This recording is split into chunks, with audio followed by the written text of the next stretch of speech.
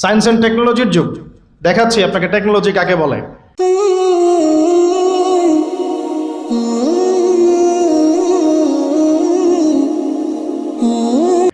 সুলাইমান আলাইহিস সালামের সময় বিশ্বে এমন প্রযুক্তি ছিল, এই প্রযুক্তির ধার কাছেও কোনোদিনও এই বিশ্ব আর যেতে পারবে না। আমি আমার হ্যাডসেট নিচ থেকে কথা বলছি না, এগুলোর দলিল আছে সূরা সাবার মধ্যে, সূরা নামলের মধ্যে, অন্য অনেক জায়গায়, যে আল্লাহ রাব্বুল আলামিন সুলাইমান আলাইহিস সালামকে এমন রাজত্ব দিয়েছিলেন, এমন সুপ্রিম অথরিটি, ক্ষমতা, পাওয়ার, টেকনোলজি পৃথিবীতে কখনো ছিলও না, কিয়ামত পর্যন্ত আসবেও না। এখন পর্যন্ত কোনো টেকনোলজি আসে নাই যে আমি এই চেয়ারটাকে বলবো চলো আমাকে ঢাকায় নিয়ে নামাই দিবে, তাও আবার 1 সেকেন্ডের মধ্যে। কতটুকু সময়? এখন পর্যন্ত কোনো টেকনোলজি আসে নাই যে আমি চোখের পলক ফেলবো, এইটুক সময়ের মধ্যে আমার স্ত্রীকে আমার পাশে নিয়ে বসাই দিবে। আসছে? সুলাইমান আলাইহিস সালামের সময় এমন ছিল।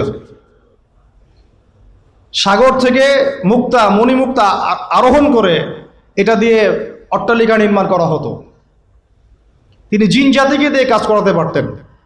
তিনি যাচ্ছেন রাস্তায়, পিঁপড়ারা গল্প করছে, এই সবাই গর্তে ঢুকো, সুলাইমান আসলে তোমাদেরকে পিষে ফেলবে, আর তিনি মুচকি মুচকি হাসছেন, পাখির ভাষাও বুঝতে পারছেন, পিঁপড়ার ভাষাও বুঝতে পারছেন।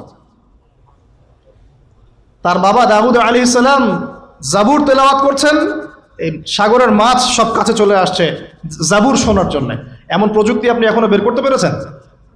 সভ্যতার যে বড়াইটা আমরা করি, এটা একটা কেবর, অহংকার।